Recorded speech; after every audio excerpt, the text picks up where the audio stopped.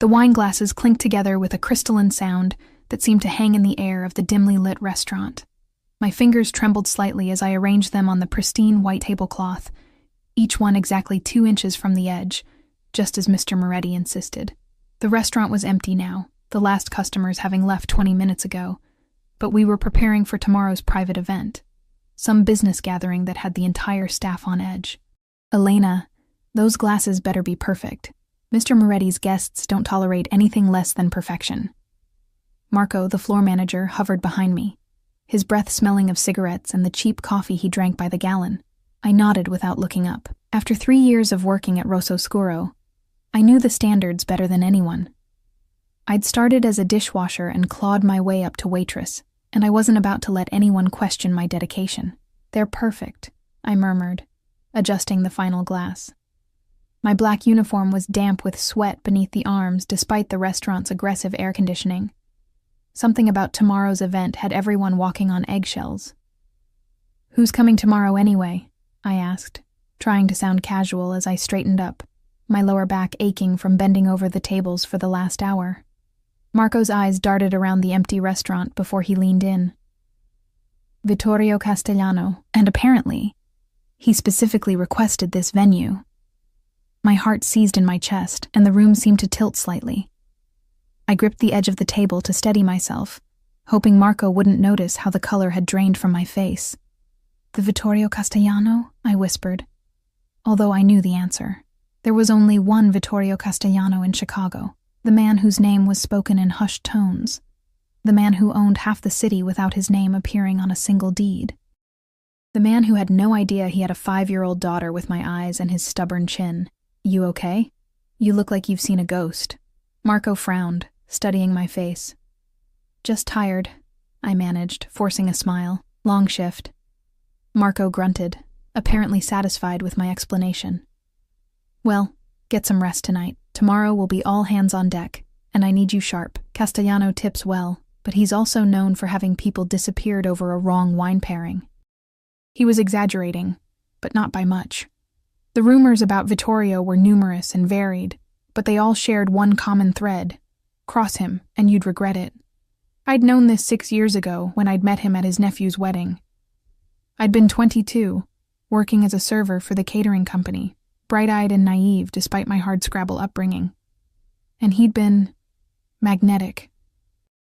I finished my shift in a daze, muscle memory carrying me through the closing duties while my mind raced with panic. 6 years ago, I'd spent 3 intoxicating months as Vittorio Castellano's mistress before discovering I was pregnant. And when I'd realized what kind of life awaited any child born into his world, I'd done what I thought was best. I'd disappeared, telling him through a tear-soaked phone call that I'd lost the baby before changing my number and moving to the other side of the city. For 6 years, I'd lived with the lie. For 6 years, I'd raised Sophia alone, working double shifts and sleeping on a pull-out couch in our tiny one-bedroom apartment so she could have the actual bedroom. For 6 years, I'd convinced myself that Vittorio had forgotten me, just another brief diversion in a life full of power, luxury, and danger. And tomorrow, he would walk into this restaurant, and I would have to serve him wine and pretend we were strangers. Sleep eluded me that night. I tossed and turned on the lumpy pull-out couch, my mind cycling through scenarios, each worse than the last. By the time my alarm blared at 5:30 a.m., my eyes were gritty and my head pounded. "Mommy?" Sophia's sleepy voice called from the bedroom doorway. She stood there in her favorite unicorn pajamas, dark curls wild around her heart-shaped face. Vittorio's face, in miniature. "Hey, sweetheart." I forced brightness into my voice as I padded over to her. "You're up early." She rubbed her eyes with small fists. "I had a dream about Daddy." My heart stuttered. "What do you mean? What kind of dream?" Sophia shrugged, the guileless gesture of a child who doesn't understand the weight of her words. "I don't know. He was tall, and he picked me up really high." She stretched her arms toward the ceiling. "Up to the clouds." I swallowed hard. Sophia knew her father wasn't in the picture. I'd told her he had to go away before she was born, that he lived far away now. It wasn't entirely a lie. The emotional distance between the Vittorio I'd known and the man he truly was stretched wider than any physical miles. "That sounds like a nice dream," I managed. "Come on, let's get you ready. Mrs. Patel is watching you today, remember?" The morning passed in a blur of routine tasks: braiding Sophia's hair, making her favorite peanut butter toast cut into triangles, no crusts, mommy, packing her backpack with the coloring books and crayons she'd need for the day at our neighbor's apartment. All the while, dread pooled in my stomach like lead. "Be good for Mrs. Patel," I told Sophia as I dropped her off, pressing a kiss to her forehead. "I might be home late tonight." "Because of the special dinner?" she asked, already eyeing Mrs. Patel's granddaughter, who was setting up a board game on the living room floor.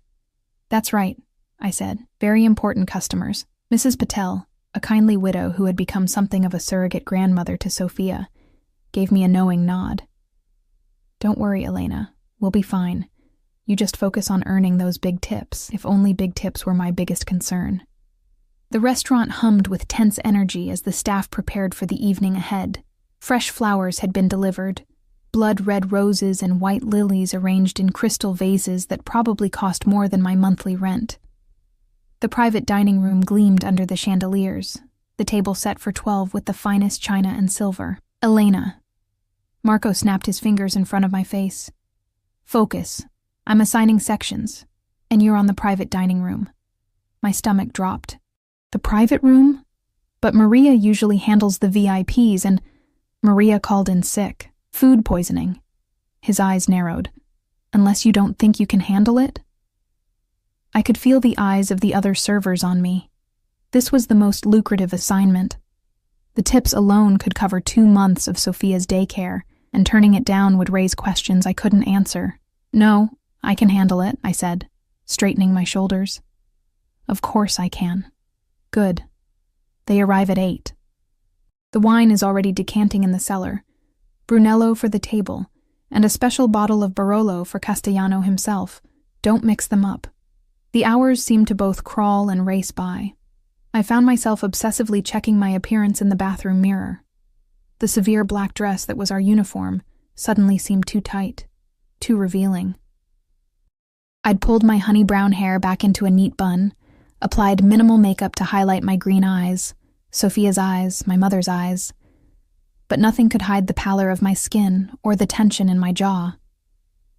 At 7:45, I took my position in the private dining room, hands clasped behind my back, trying to control my breathing as I listened to the muted sounds of the first arrivals in the main restaurant. Car doors slamming outside, the low murmur of masculine voices, the distinctive click of expensive shoes on marble, and then the door to the private dining room swung open, and time seemed to stop. He entered first, as befitted his status. 6 years had barely touched him. His black hair was still thick, though now threaded with distinguished silver at the temples. His face remained handsome in that stern, almost brutal way that had always made my breath catch. The strong jaw now sporting a neatly trimmed beard, the aquiline nose, the dark eyes that missed nothing. He wore a perfectly tailored black suit with a crisp white shirt and a blood-red tie, the only adornment a gold signet ring on his right hand. Vittorio Castellano filled the room with his presence, just as he always had. Behind him filed in his entourage, men in expensive suits, their eyes constantly scanning the room, hands never far from the bulges beneath their jackets. I recognized a few faces from years ago, though I doubted they would remember the waitress who had briefly caught their boss's attention. I kept my eyes downcast, the perfect picture of a deferential server, but I could feel the weight of his gaze sweeping the room. For one terrible moment, I thought he might recognize me immediately. But he moved to the head of the table without pause, his men arranging themselves in what was clearly a predetermined order of importance. "Good evening, gentlemen," I said, my voice remarkably steady despite the thundering of my heart. "Welcome to Rosso Scuro. May I bring you the wine while you settle in?" There was a murmur of assent, but I didn't dare look directly at Vittorio.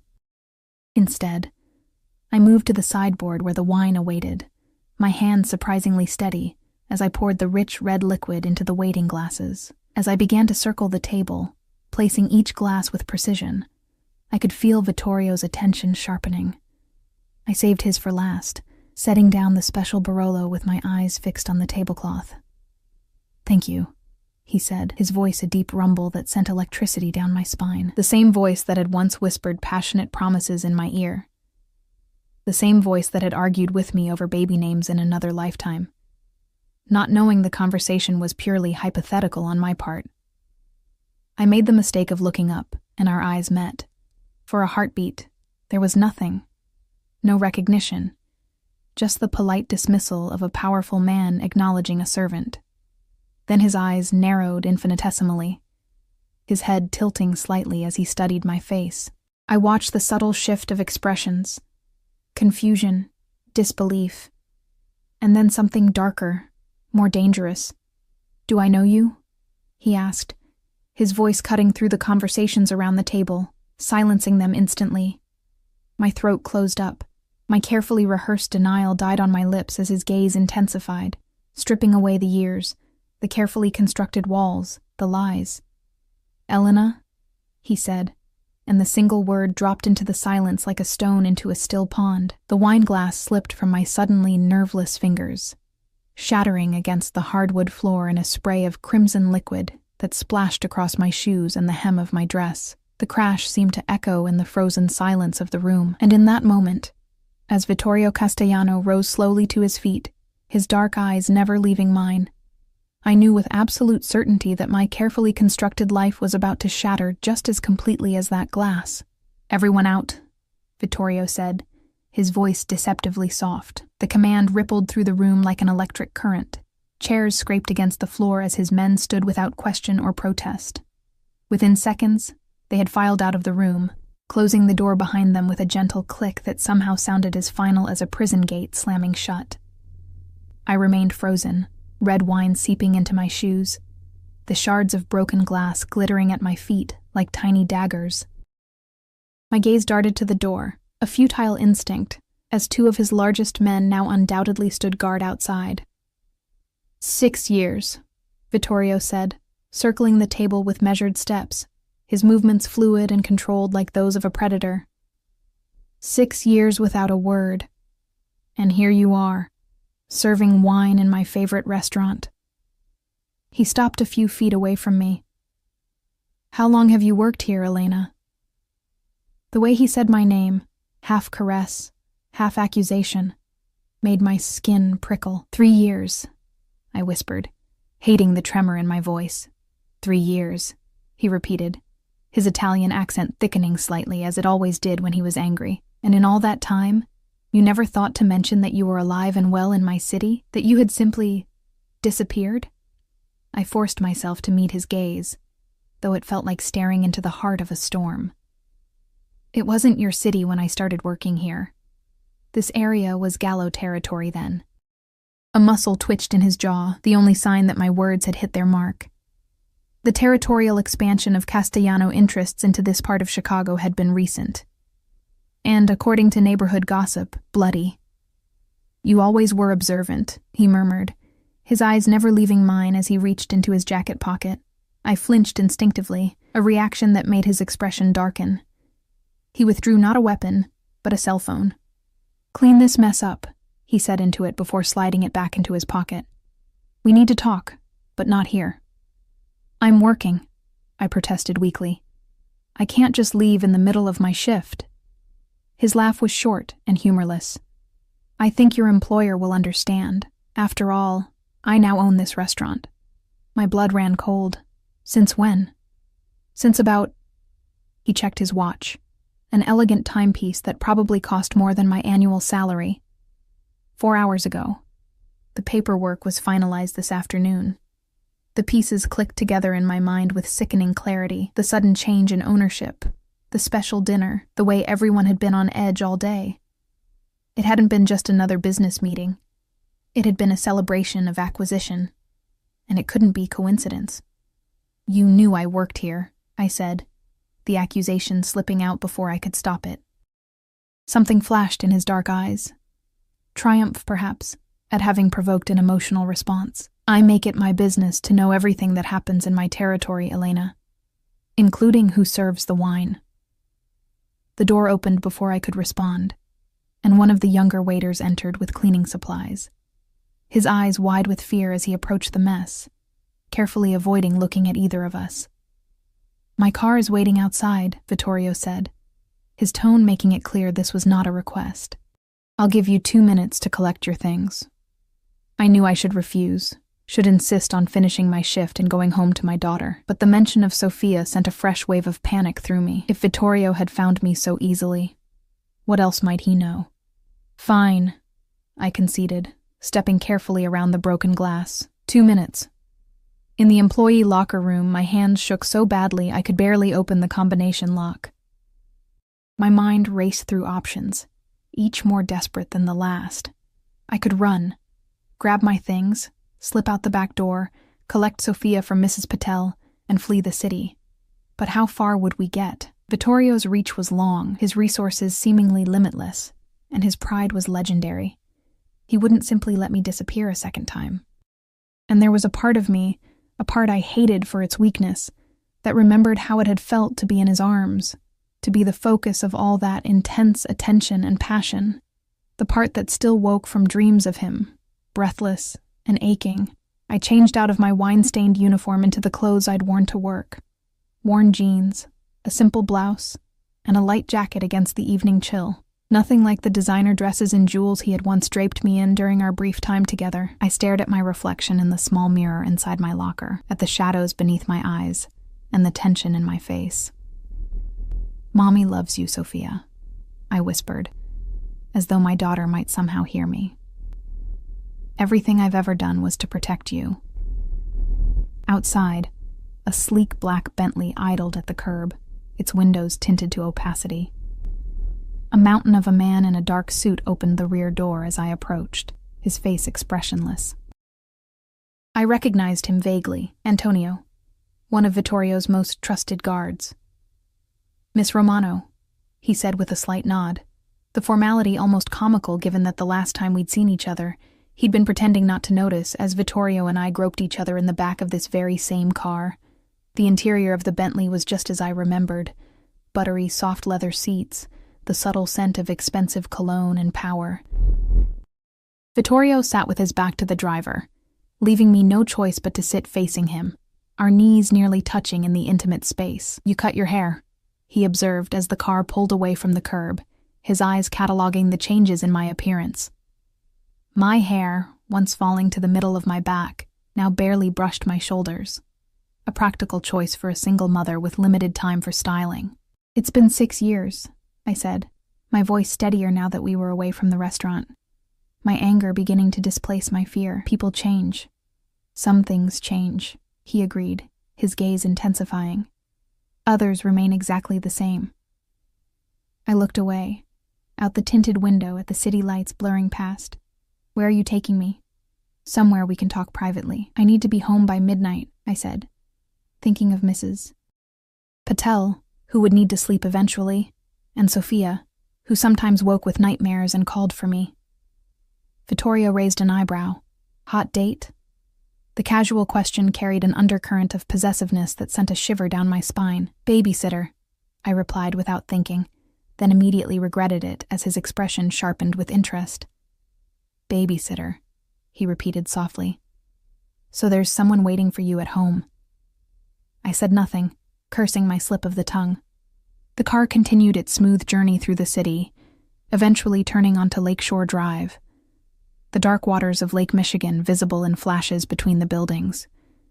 "You told me you lost our baby," Vittorio said finally, his voice dangerously quiet. "You called me, crying so hard I could barely understand you, saying there had been complications, that the baby was gone, and then you disappeared." I forced myself to meet his gaze, to maintain the lie that had protected Sofia for 5 years.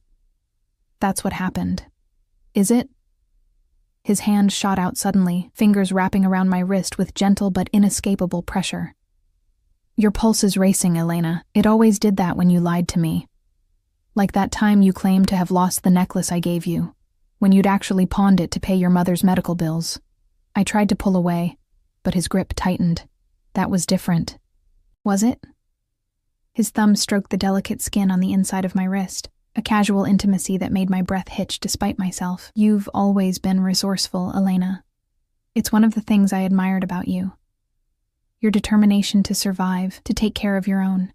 The car slowed, turning into the circular drive of a towering high-rise overlooking the lake.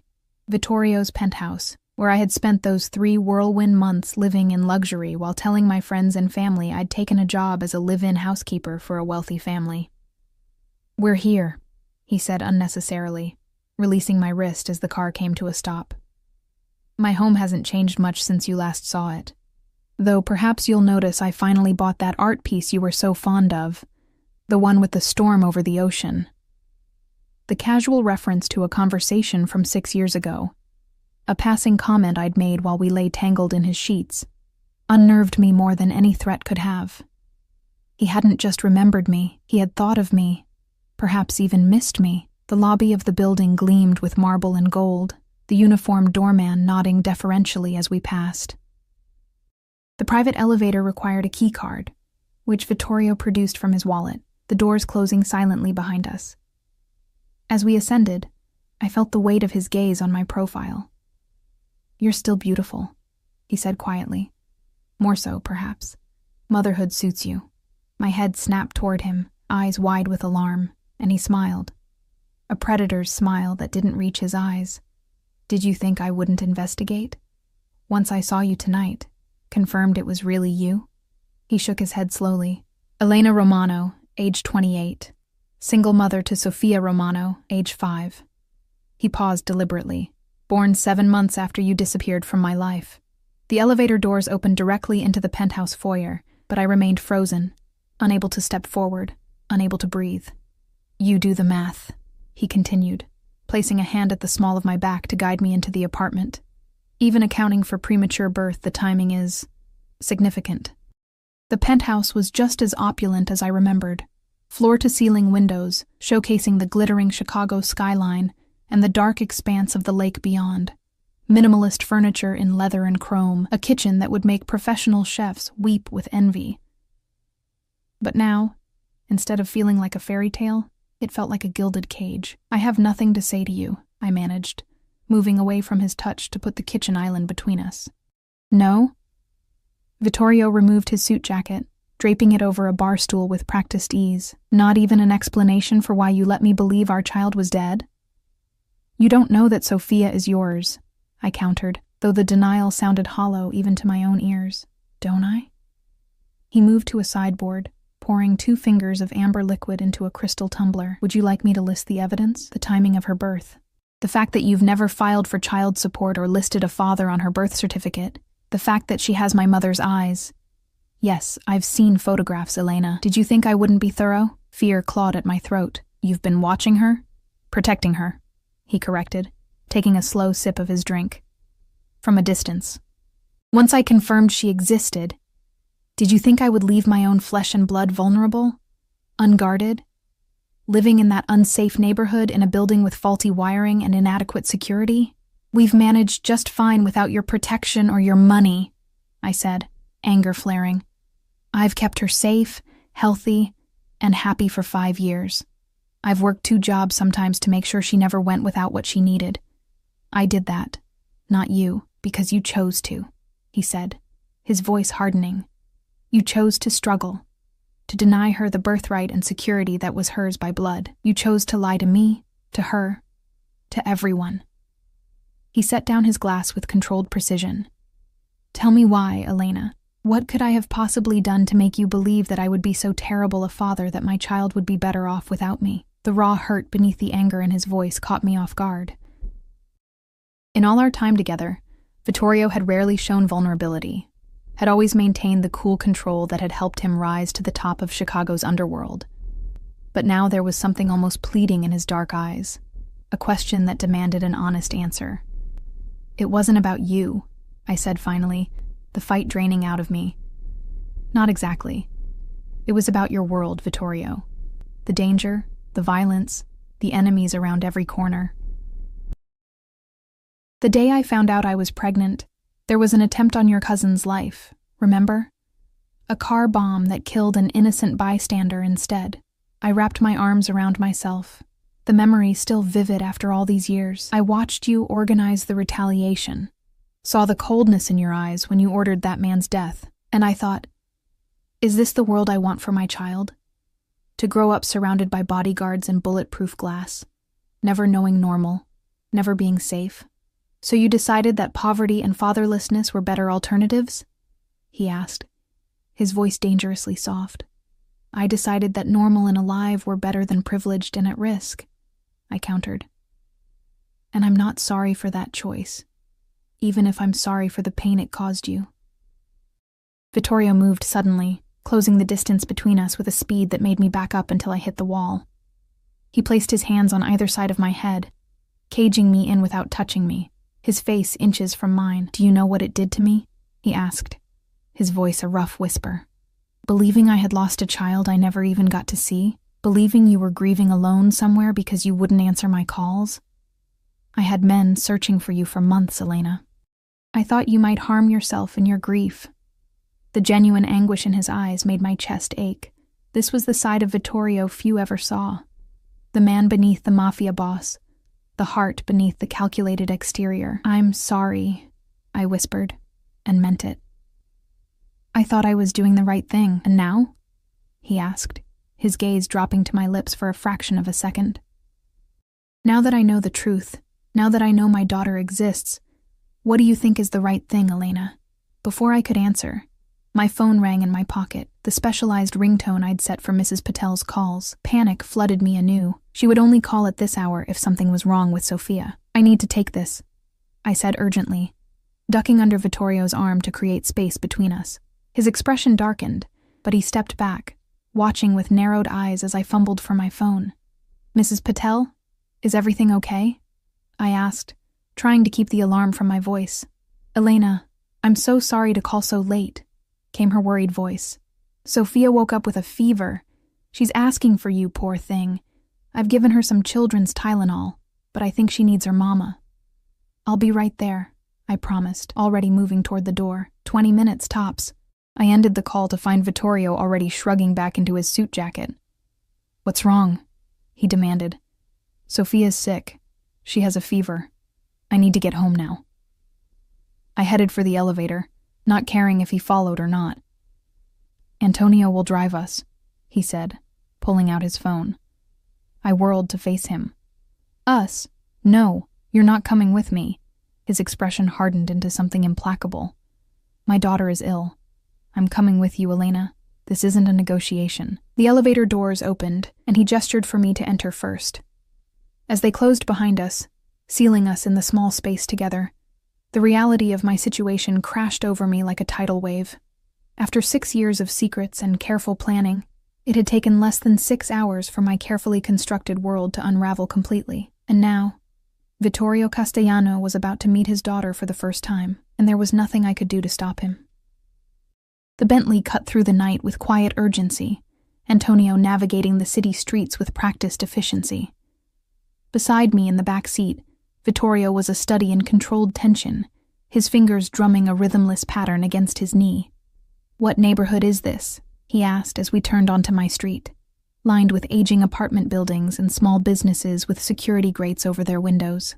The contrast between this world and the gleaming penthouse we'd just left couldn't have been starker. Pilsen, I answered, watching his face as he took in the graffiti-tagged walls and the group of young men huddled on a corner, their eyes tracking our expensive car with obvious interest. His jaw tightened. This is where you're raising our daughter? This is where we can afford to live, I said, too worried about Sophia to engage in an argument about socioeconomic realities. It's a good neighborhood with good people. Not everyone measures safety in terms of how many armed guards are stationed at the door. Antonio pulled up in front of my building, a 3-story walk-up with peeling paint but clean windows, and a small, well-tended patch of flowers by the entrance, Mrs. Garcia's pride and joy. Wait here, Vittorio instructed Antonio as we got out of the car. I noticed him scanning the street, his hand instinctively moving toward what I assumed was a concealed weapon beneath his jacket. No one's going to attack us, I said, hurrying toward the entrance. This isn't the war zone you think it is. The security door had a broken lock, again, which drew a disapproving look from Vittorio as we entered the small lobby with its row of dented mailboxes. The elevator was perpetually out of order, so I led him up 2 flights of stairs to the 3rd floor, my concern for Sophia making me take them 2 at a time despite my exhaustion. Mrs. Patel opened her door before I could knock, her gray hair pulled back in a loose bun, her face creased with concern. "Elena, thank goodness. She's been asking for you." Her words died as she registered Vittorio's imposing presence behind me. Her eyes widened in alarm. "It's okay," I assured her quickly. "This is an old friend. He drove me home when he heard Sophia was sick." Mrs. Patel's sharp eyes darted between us, picking up far more than I was comfortable with. "I see," she said in a tone that made it clear she absolutely did see, perhaps more than I wanted her to. "She's in the living room. I made her a pallet on the couch so she could watch cartoons." I slipped past her into the apartment, acutely aware of Vittorio following close behind. Mrs. Patel's place was similar to mine. Small, modestly furnished, but clean and homey, filled with the scent of spices and the colorful throws and pillows she loved to collect. And there, curled up under a bright purple blanket on the couch, was Sophia. Her dark curls were damp with sweat, her cheeks flushed with fever, her small body looking unusually fragile. "Mommy," she called, her voice hoarse but relieved as she caught sight of me. She reached out with both arms, a gesture she'd been making since infancy. I rushed to her, gathering her warm little body against mine, pressing my lips to her forehead to gauge her temperature. "Hey, baby girl. Mommy's here now. How do you feel?" "My throat hurts," she complained, burying her face against my neck, "and I'm hot and cold at the same time." "Mrs. Patel gave you medicine?" I asked, stroking her damp curls. She nodded against my shoulder, "The yucky kind that tastes like fake cherries." "That's the kind that works best," I said with a smile, falling into our usual banter despite the tension thrumming through my body.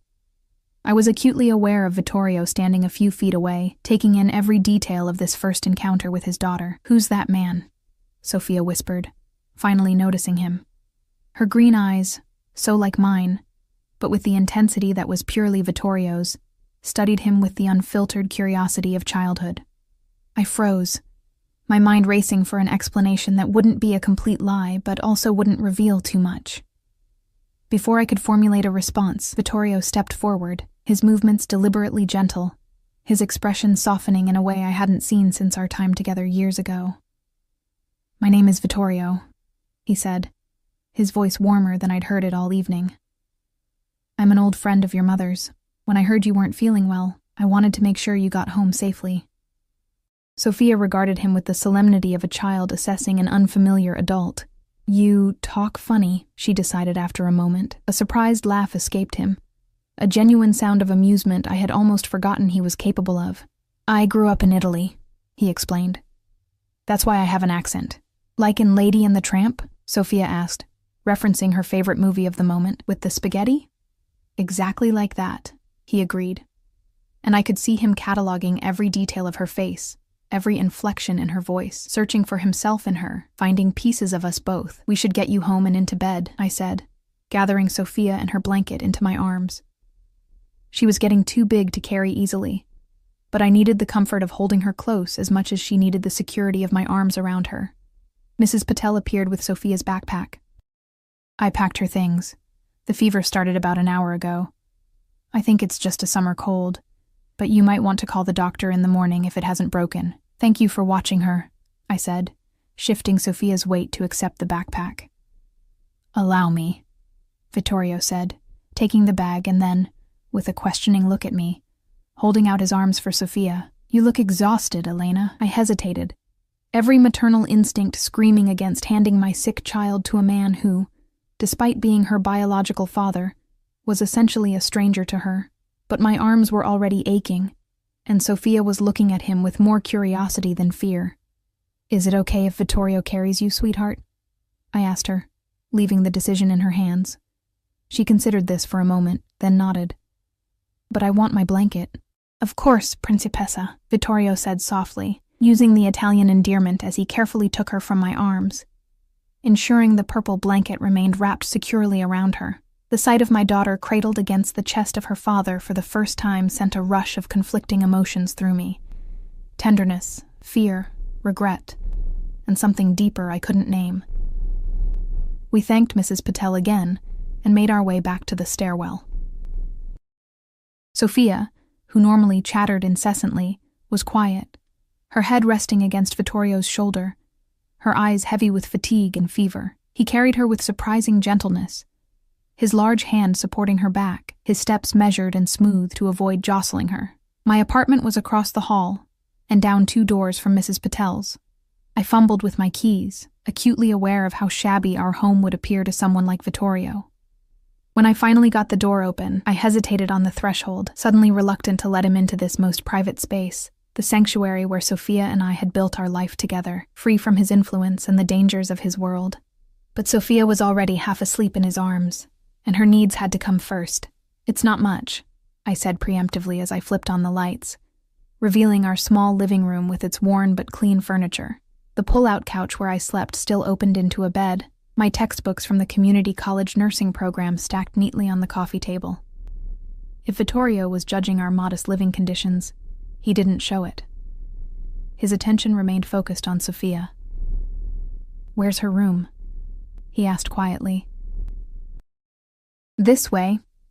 I led him through the short hallway to the only bedroom, which I had decorated as cheerfully as our budget allowed. The walls were a soft yellow, with decals of butterflies and flowers I'd found on clearance.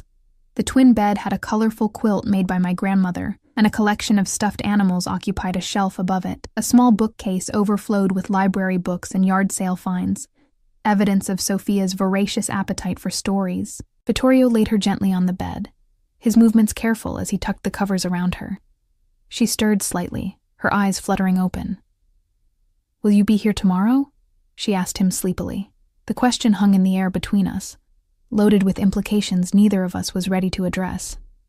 Vittorio looked to me, and for the first time since our reunion, I saw uncertainty in his expression. "Get some rest now," he said to Sophia, smoothly dodging the question. "Feel better, Principessa." Her eyes had already closed again, her breathing deepening as the combination of medicine and exhaustion pulled her toward sleep. We retreated from the room, leaving the door ajar so I could hear if she called out in the night. In the living room, the air between us was charged with unspoken words.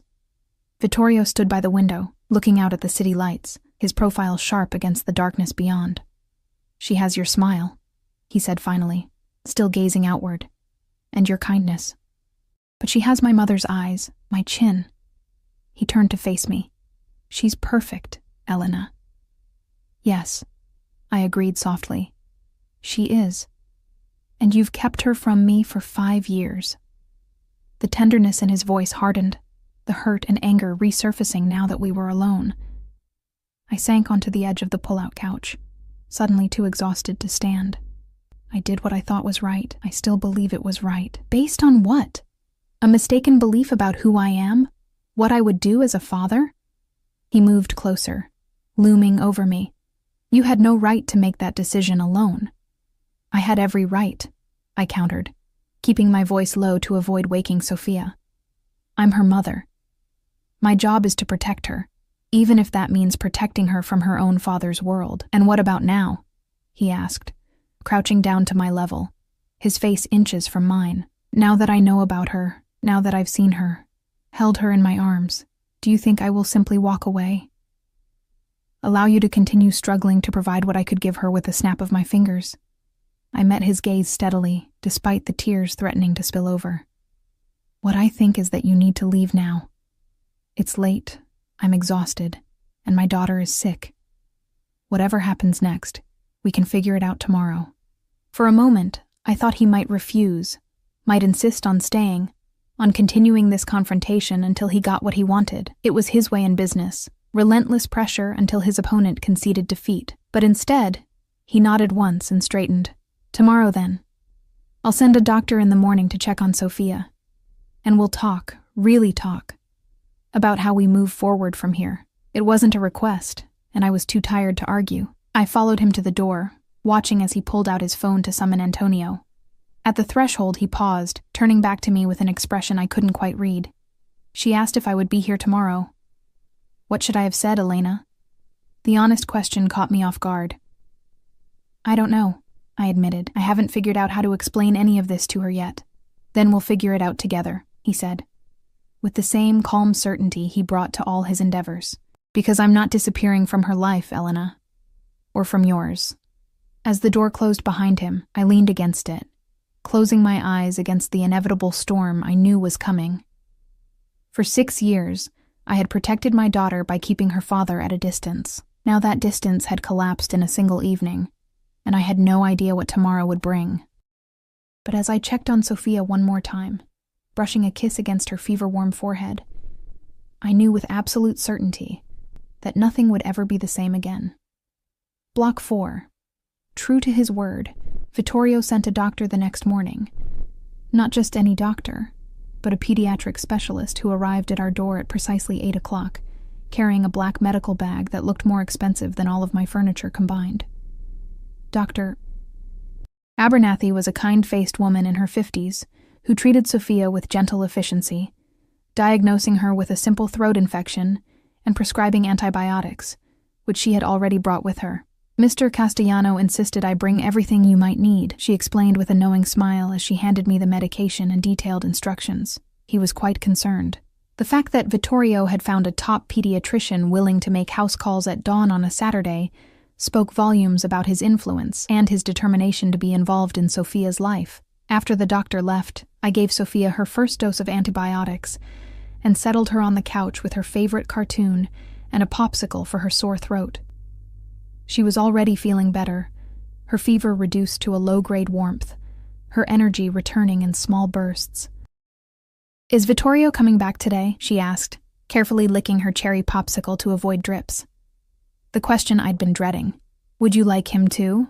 I countered, buying time. She nodded, curls bouncing. "He's nice, and he talks funny. And he called me principessa." Her attempt at the Italian word made me smile despite my anxiety. "Principessa," I corrected gently.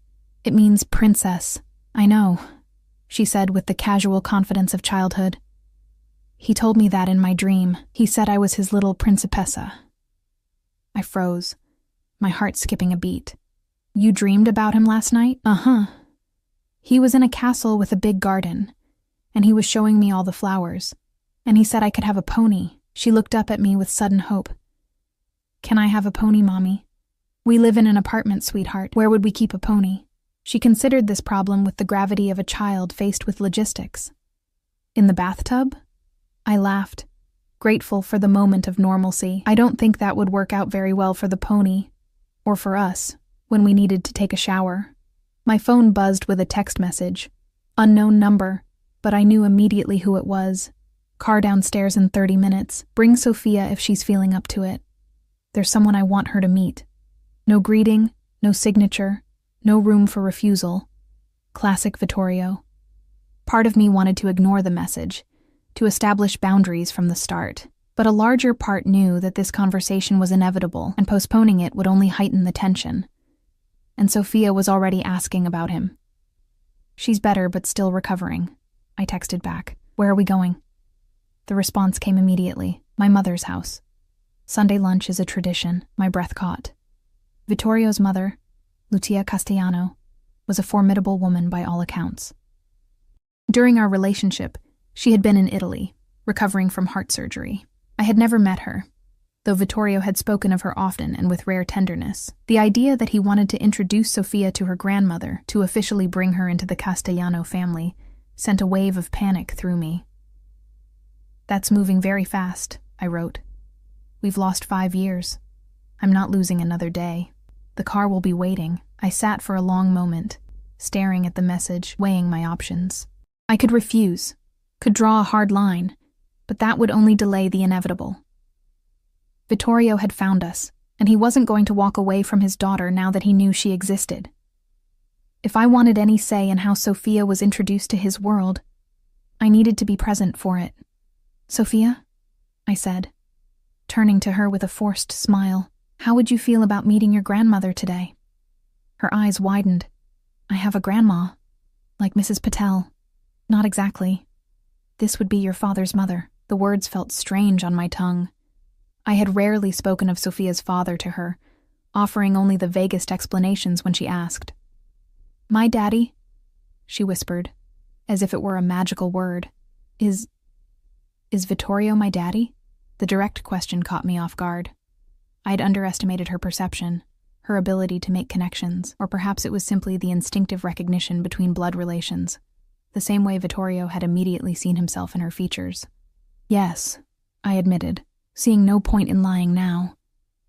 "Vittorio is your father. He's been away for a long time. But now he's back, and he wants to get to know you, and he wants you to meet your grandmother." Her small face went through a rapid succession of emotions: surprise, confusion, excitement, uncertainty. "Does this mean I get to have a daddy now? Like Maya from school?" The innocent question broke my heart a little. For all my efforts to give Sophia a complete and happy life, I had never been able to fill the father-shaped hole in her world, the absence she noticed when her friends talked about their daddies, when fathers appeared at school events, when family trees were drawn in class. "We're going to figure that out together," I said carefully. "It's complicated, but what's important is that your daddy cares about you very much. Is that why he sent the nice doctor lady?" I nodded. "That's exactly why. Now, should we get dressed for lunch? We're going to a special place." Her excitement overrode any remaining lethargy from her illness as she bounced off the couch. "Can I wear my blue dress? The one with the flowers?"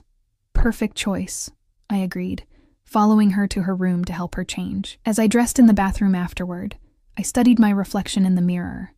I chose my nicest outfit, a simple burgundy wrap dress I'd found on clearance last year, reserved for job interviews and parent-teacher conferences. It was modest and flattering, though nothing like the designer clothes Vittorio had once draped me in. I swept my hair into a neat bun, applied minimal makeup, and slipped on my only pair of decent heels. Armor, of a sort, against what was to come. Precisely 30 minutes after Vittorio's text, a sleek town car pulled up outside our building. The driver, another one of Vittorio's men whose name I couldn't remember, held the door open for us with a deferential nod. "Miss Romano, Miss Sophia." His use of my daughter's name confirmed what I already suspected. Vittorio had briefed his entire organization about her existence. Sophia, for her part, was delighted by the fancy car with its leather seats and privacy partition. "Are we rich now, Mommy?" she whispered loudly as we settled in. "No, sweetheart. This is just a special car for a special day," I explained, smoothing her dress and checking that her fever hadn't returned. She seemed perfectly healthy now, her cheeks pink with excitement rather than illness. The drive took us north, away from the city center, and into the exclusive suburbs where Chicago's elite made their homes. We finally turned into a gated community, the security guard waving us through with immediate recognition. Beyond the gate, immaculate lawns surrounded stately homes set far back from the street, each one a display of wealth and privilege. The car pulled into a circular driveway before an elegant stone mansion with ivy climbing its walls and perfectly manicured gardens extending in all directions. It looked like something from a fairy tale, exactly the kind of place where a princess might live. "Wow," Sophia breathed, her nose pressed to the window. "Is this where Grandma lives?" "Yes," I said, my mouth dry with apprehension. "And this is where your father grew up." The front door opened before we reached it, revealing Vittorio in casual clothes, dark jeans and a simple button-down shirt that somehow looked more expensive than any suit I'd ever owned. The sight of him dressed down, looking almost normal, brought back a rush of memories from our time together. Lazy Sunday mornings, rare moments of peace between his business obligations. But what caught me off guard was the genuine smile that spread across his face when he saw Sophia. It transformed him, softening the hard lines of power and control into something warm and approachable. "Buongiorno, Principessa," he said, crouching down to Sophia's level. "Are you feeling better today?" She nodded enthusiastically. "The doctor you sent gave me medicine that didn't even taste bad. And Mommy says you're my daddy. And we came to meet Grandma." His eyes flickered to mine, acknowledging the revelation, before returning to Sophia. "That's right. Your grandmother has been very excited to meet you since I told her about you last night. She's been cooking all morning, all your favorite Italian dishes." "I don't know if I like Italian food," Sophia said seriously. I like pizza and spaghetti. Vittorio laughed. Those are Italian, Piccola, and trust me, your grandmother's cooking will make you love many more Italian dishes. He straightened, his gaze meeting mine. You look beautiful, Elena, he said quietly, his eyes taking in my simple dress with an appreciation that made my cheeks warm. Before I could respond, an elegant older woman appeared in the doorway behind him. Lucia Castellano was in her late 60s, with silver-streaked black hair swept into a classic updo, wearing a simple but obviously expensive dress and a single strand of pearls. Her eyes, the same intense dark eyes she had passed to her son, immediately found Sofia. Dio mio, she breathed, one hand rising to her heart. È proprio come nelle foto. È bellissima. Vittorio stepped aside, making room for his mother to approach. She moved with the dignity of a queen, but her hands trembled slightly as she reached for Sofia. Hello, little one, she said, her Italian accent thicker than Vittorio's. I am your Nonna Lucia. I have waited a very long time to meet you. Sofia, suddenly shy, pressed against my leg. Hello, she whispered, peering up at this regal woman with wide eyes. Lucia knelt down, seemingly unconcerned about her expensive dress touching the ground. You have your father's chin, she said, gently tilting Sofia's face, and my eyes. The Castellano eyes. She looked up at me then, and I braced myself for anger or accusation. Instead, I saw only a deep, painful understanding. She is perfect, Elena. Thank you for taking such good care of her. The simple gratitude, so unexpected, brought tears to my eyes. I had prepared for recrimination, for blame, not for this grace. Please come inside, Lucia continued, rising gracefully. Lunch is almost ready, and we have much to talk about. The interior of the Castellano family home was as impressive as its exterior. Soaring ceilings, marble floors, priceless artwork on the walls. But unlike Vittorio's minimalist penthouse, this place felt lived in and warm, with comfortable furniture and family photographs scattered among the antiques. Sofia's natural curiosity quickly overcame her shyness as Lucia gave her a tour, showing her the grand piano in the parlor. Can I learn to play, Nonna? The library with its floor-to-ceiling bookshelves. Do you have any princess books? And finally, the spacious kitchen where delicious smells wafted from bubbling pots and a fresh-baked cake cooled on a rack. Vittorio and I followed behind them, watching this instant bond form between grandmother and granddaughter. He stayed close to me, occasionally brushing his hand against the small of my back in a gesture that seemed both possessive and supportive. Your mother is being very kind, I murmured, as Lucia showed Sofia how to taste the pasta sauce with a proper wooden spoon. She understands sacrifice for family better than most, he replied quietly.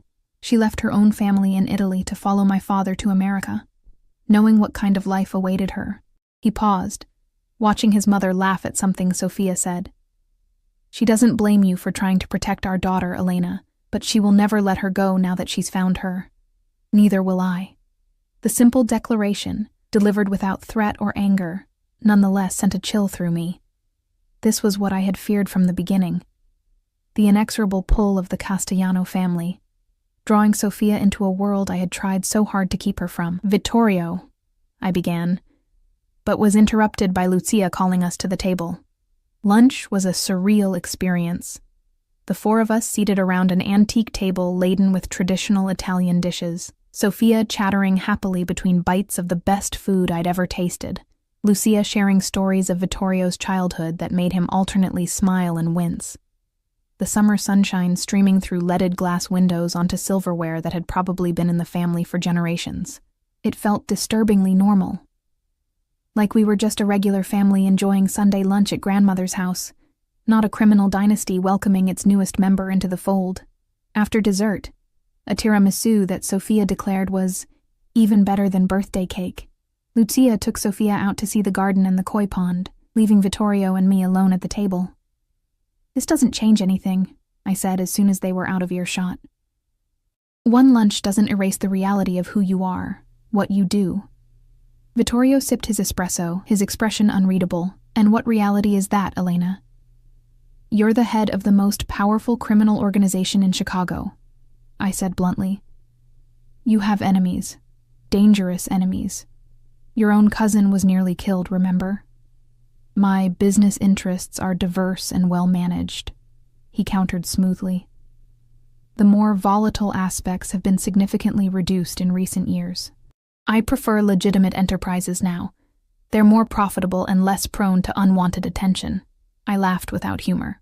So, you've gone legitimate?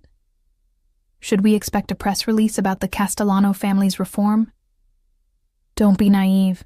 The world isn't divided into good and evil as neatly as you'd like to believe. He set down his cup with precision. But my priorities have evolved, and with Sophia in the picture, they will continue to evolve. Security and stability are paramount now, for all of us. All of us? I repeated, catching his implication. Vittorio, we're not a family? He finished, his gaze intensifying. That's exactly what we are, Elena. What we've always been. Whether you were ready to accept it or not, and now it's time to make it official. Official?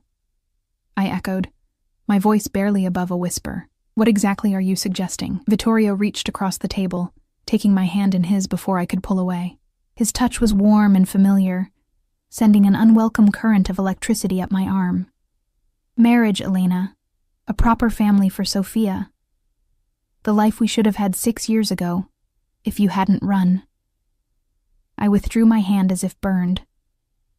You can't be serious. I've never been more serious about anything in my life. His expression was resolute, not a hint of doubt in those dark eyes. Sophia deserves to grow up with both her parents.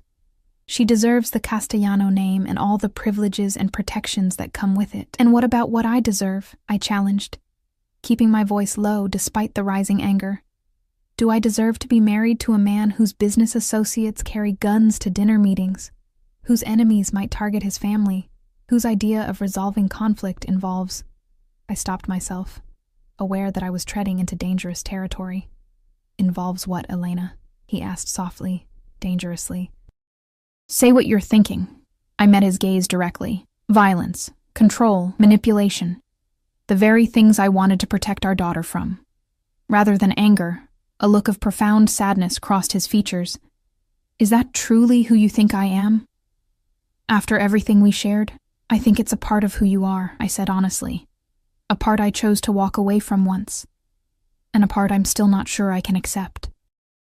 Through the window, I could see Lucia and Sophia in the garden, my daughter's delighted laughter carrying faintly as she chased a butterfly between rose bushes. The sight twisted my heart. Her innocent joy contrasted sharply with the weight of the conversation taking place inside. Look at her, Vittorio said, following my gaze. Look how happy she is. This is her birthright, Elena, this family, this legacy. Would you deny her that out of fear? Or pride? It's not pride, I protested. It's caution. Practical concern for her safety and well-being. I can protect her better than anyone else in this world, he said with absolute conviction. My resources, my connections. Nothing would ever touch her. And what about her soul, Vittorio? Her understanding of right and wrong. How do I explain to her what Daddy does for a living when she's old enough to understand? He leaned forward, his expression intense. By the time she's old enough to ask those questions, the Castellano Empire will be entirely legitimate. I've been working toward that goal for years. Moving investments into legal businesses, distancing myself from the old ways, for the future, for a family I hope to have someday. His voice softened. I never stopped thinking about you, Elena, about the child I thought we'd lost. The sincerity in his words shook me. It was one thing to imagine Vittorio as the cold, calculating crime boss, driven solely by power and control. It was another to see him as he was now, a father determined to do right by his child, a man still carrying the torch for what we'd once shared. I need time, I said finally. This is all happening so fast. Yesterday you didn't know Sophia existed.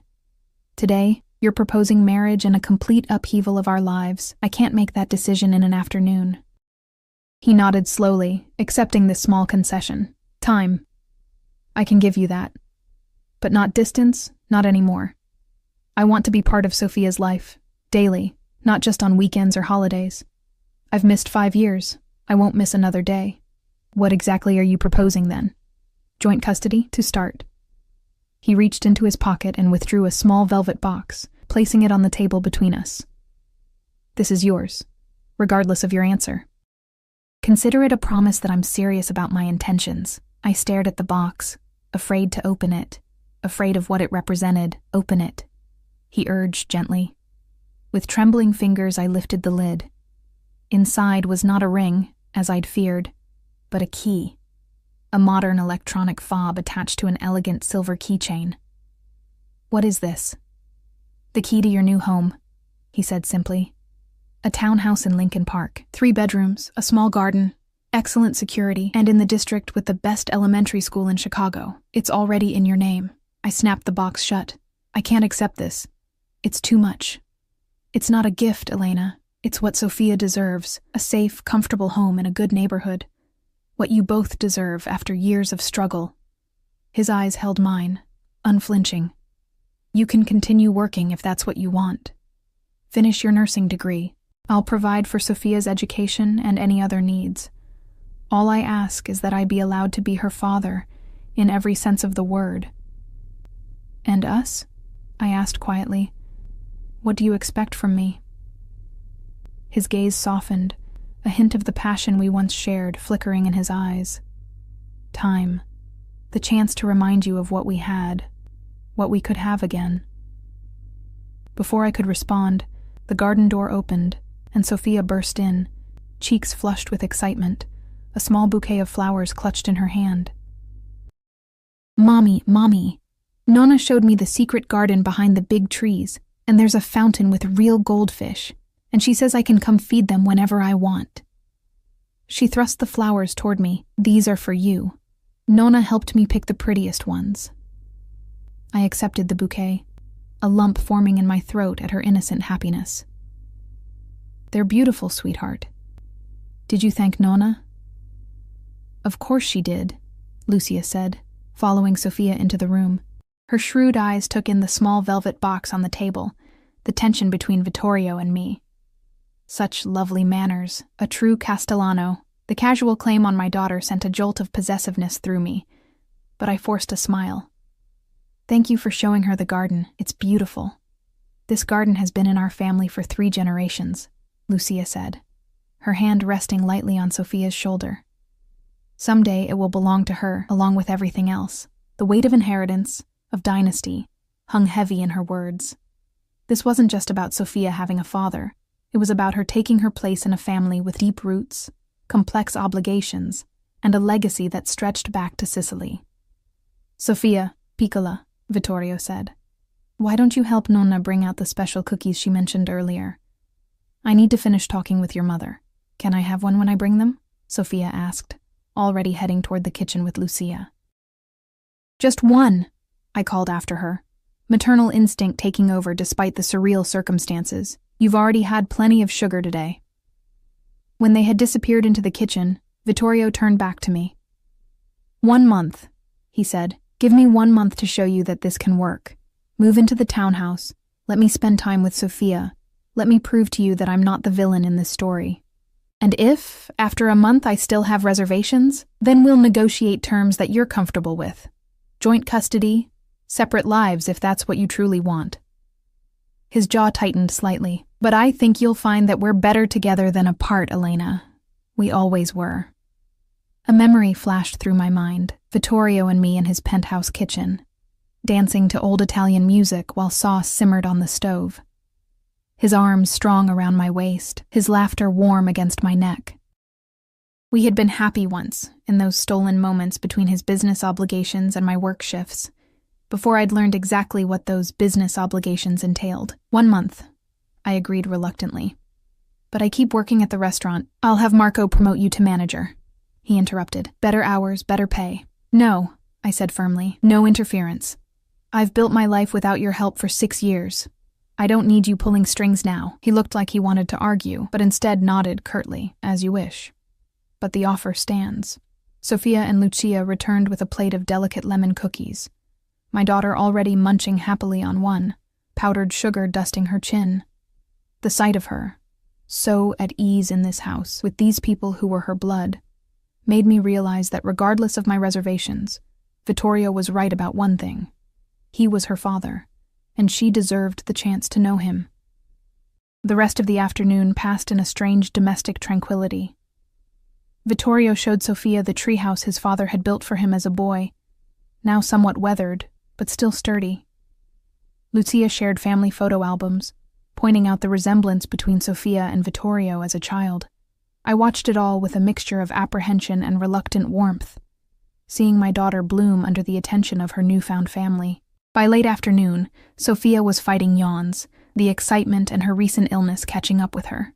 As we prepared to leave, Vittorio pulled me aside while Lucia was helping Sofia into her jacket. "I'll have the townhouse ready for you by Wednesday," he said. "My men will handle the moving. You won't have to lift a finger." "Vittorio," I began to protest, but he cut me off with a gentle finger to my lips. "Let me do this, Elena. Not for you, if that makes it easier to accept. For her." His eyes, when they met mine, held a vulnerability I rarely saw. I've missed so much already. First words, first steps. I can never get those moments back, but I can make sure that every moment from now on is the best it can be. The raw emotion in his voice disarmed me. This wasn't the calculated maneuvering of a crime boss. This was the pain of a father who had lost years with his child. "Okay," I conceded softly, "but I pack our personal things myself." "Some things aren't just about efficiency." His lips curved in a slight smile. "As you wish." He hesitated, then added, "Will you tell her that I'm taking her to a new home?" I nodded. "Tonight. She should have time to get used to the idea." That night, after tucking an exhausted Sofia into bed, I sat on the edge of her mattress, brushing curls from her forehead. "Did you have fun today?" I asked softly. "Mm-hmm," she mumbled sleepily. "Nonna is nice, and Daddy knows lots of good stories." The word slipped so naturally from her lips, as if she'd been saying it all her life. Perhaps, in a way, she had been waiting to say it, saving it for the man who would finally claim it. "Sofia, sweetheart, how would you feel about moving to a new house? A bigger one, with your own big bedroom, and maybe a garden like Nonna's, but smaller?" Her eyes flew open, suddenly alert. "Really? Can I paint my room purple?" I laughed softly. "I think that could be arranged." "Will Daddy live with us too?" she asked, the innocent question landing like a weight on my chest. "No, honey. Daddy has his own home, but he'll visit us often, and we'll visit him and Nonna. We're going to figure things out as we go." She seemed to accept this answer, her eyelids growing heavy again. "I'm glad Daddy found us," she murmured, as she drifted toward sleep. I always wished for him when I blew out my birthday candles. Long after she had fallen asleep, I sat in the dimly lit kitchen, the key to the townhouse on the table before me. My entire adult life had been defined by independence, by the determination to make my own way, without relying on anyone else. Even before Sofia, after my mother's death had left me alone at 19, I had prided myself on my self-sufficiency. Accepting Vittorio's help felt like surrendering that independence, like admitting that all my efforts had been insufficient. And yet, looking around our tiny apartment with its leaking faucet and temperamental heating, I couldn't deny that Sofia deserved better than what my waitress salary could provide. A text message lit up my phone screen. "Just checking that you both got home safely." Sofia was tired. The simple concern in Vittorio's message touched something deep inside me. For all his power and wealth, for all the danger that surrounded him, he was still the man who had once held me through the night when I received news of my mother's cancer spreading, who had memorized how I took my coffee and made it for me each morning during those 3 precious months we'd shared.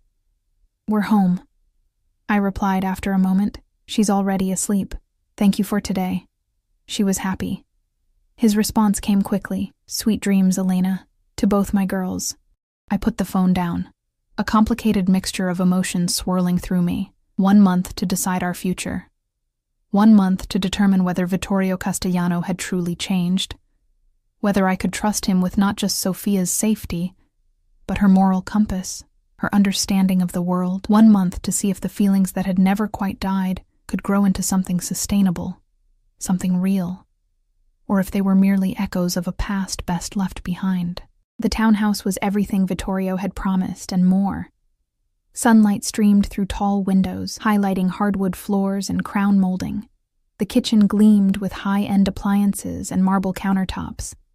Sophia's room had been painted a soft lavender, not quite the purple she'd requested, but close enough to delight her, and furnished with a canopy bed that made her squeal with joy when she saw it. "It's a princess bed," she exclaimed, running from one corner of the spacious room to another, examining the built-in bookshelves already stocked with children's classics, the window seat overlooking the small private garden, the walk-in closet larger than our entire bathroom in the old apartment. My bedroom was equally luxurious, with a king-sized bed and an ensuite bathroom featuring a soaking tub I could actually stretch out in. The third bedroom had been set up as a study, with a desk, comfortable chair, and shelves filled with nursing textbooks. Vittorio's acknowledgement of my ambitions. It was perfect. Too perfect in its way, designed to showcase everything I hadn't been able to provide on my own, everything Vittorio could offer with a snap of his fingers.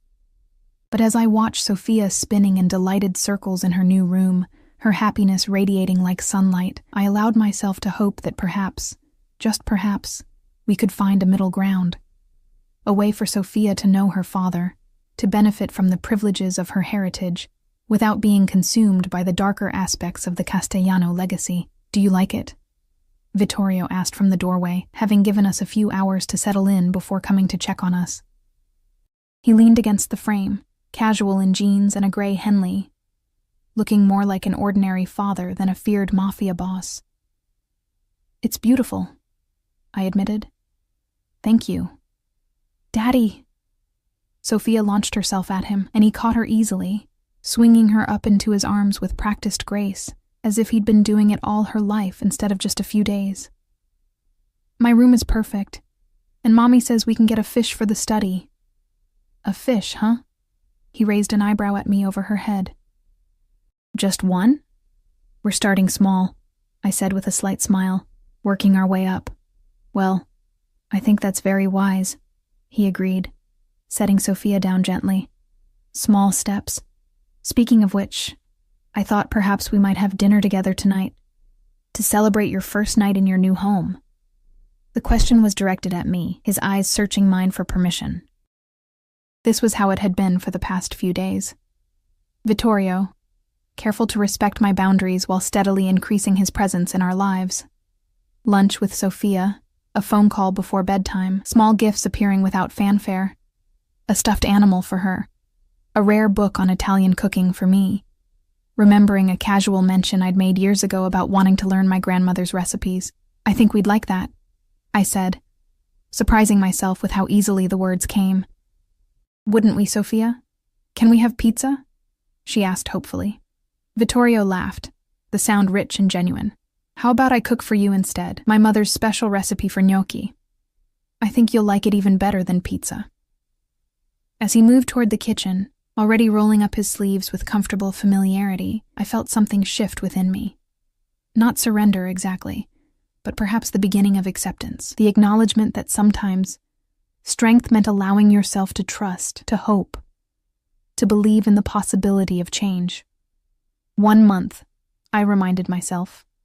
1 month to decide if this fragile new arrangement could become something permanent, something real. 1 month to see if the man I had once loved with such intensity could truly become the father Sophia deserved. And perhaps, if I dared to hope, the partner I had always longed for him to be. As Sophia skipped after him, chattering excitedly about her new room, I found myself following, drawn by the simple domestic scene unfolding in my new kitchen. Vittorio at the counter, sleeves pushed up to reveal strong forearms, hands confident as they kneaded dough. Sophia on a stool beside him, watching with fascination, the golden afternoon light casting them both in a warm glow. For the first time in 6 years, I allowed myself to imagine a future where we were truly a family, not perfect, not without complications, but together. A future where my daughter knew her father's love, where the man I had never quite stopped loving found redemption in that love, where the lies and fear that had separated us gave way to honesty and trust. It was too soon for certainty. The road ahead would be complex, filled with negotiations and compromises. But as Vittorio looked up, catching my eye across the kitchen with a smile that still made my heart skip a beat, I felt something I hadn't expected to feel when I walked into Rosso Scuro for my shift just days ago. Hope.